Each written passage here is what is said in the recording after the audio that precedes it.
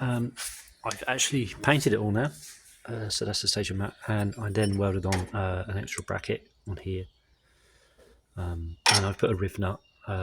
It's actually a metric, but it's a 8mm. I've made up this bracket to go on here, and that will work as an engine steady mount for the right hand side, where it mounts onto the thermostat of the engine. So done that. Hi guys, and welcome back to the channel. How you all doing? So at this stage I'm taking the front subframe out of the Mini, and I've got to take the rear one out as well to replace these fuel lines which I damaged doing these bulkhead modifications. So I just caught one with a grinder there, so yeah, they've got to come out and be redone. Being a turbo, this was modified, this subframe, so there's 3 bolts. You can see those that go through there. So it's 3 extra bolts on it. And there's also a lot of sort of gusseting and reinforcing. You can see there's one down here that's not standard, and on the side here. And also,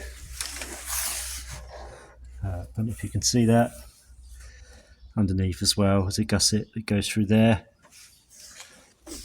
It gives it a lot more rigidity to the front subframe, especially with the extra power going through it. So yeah, anyway, let's get it out.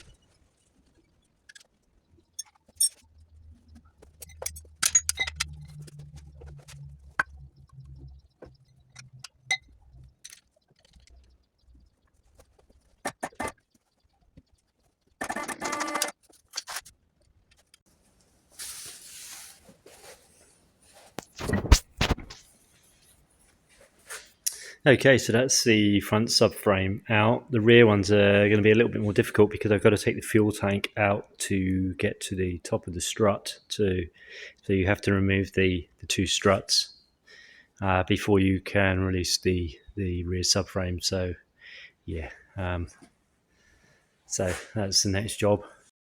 Yeah, so what I do is take the fuel tank and just place it on a bit of carpet in the boot, just aside enough to get in there with a spanner or a ratchet.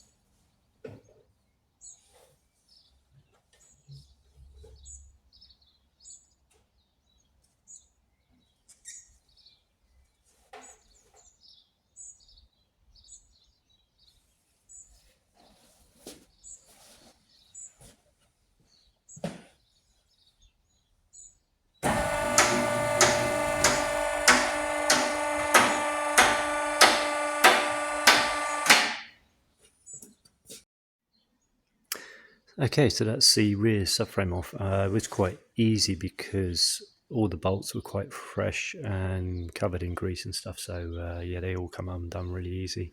Usually minis, trying to get the rear subframe off and all the bolts start to shear, and yeah, it's a hell of a job sometimes because they're real rusty areas where all the mounts go on that rear subframe. But yeah, luckily because this one's all fresh, it was pretty easy. So there's a few extras on this one. Obviously, you can see the fuel pump hanging down because it's the turbo. It needs a high pressure fuel pump which goes to the front of the car and then goes through a regulator which controls the pressure going through the SU carb. I overhauled this subframe probably a couple of years ago now.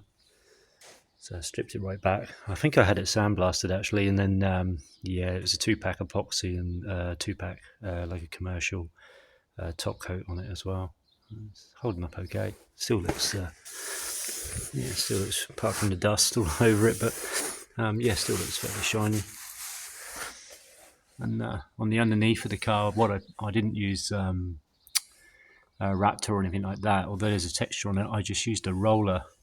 Little mini roller, but I used initially I think I used again an epoxy primer, and then I used I think it was called Amberlock or Ambersil, which is a PPG product, which is like a marine based paint, and which can be applied with a roller or a brush, so which was ideal for this. And I painted it on a Land Rover some years ago. This is what I had left over, which I painted this mini with. You can still get it, but the Land Rover, it just I didn't get any rust come through it, and it was probably on there 3 or 4 years, and nothing come through. So yeah, so it's a really good product. Again, it's an epoxy, and it's a 2-pack. So you've got to wear all the masks and stuff, but if you're rolling and brushing, then it's nowhere near as bad for you as spraying. But you should still wear masks, a carbon filter and a mask because of the vapors. So what's left for me to do now really is rerun all these fuel lines all the way through, which I picked up today. So originally I bought hard lines, which were I think they call it annealed, which is like they're really, really soft aluminium, and I run those through, and I wasn't really happy with them because I mean they really you can bend them so easily. It's just ridiculous.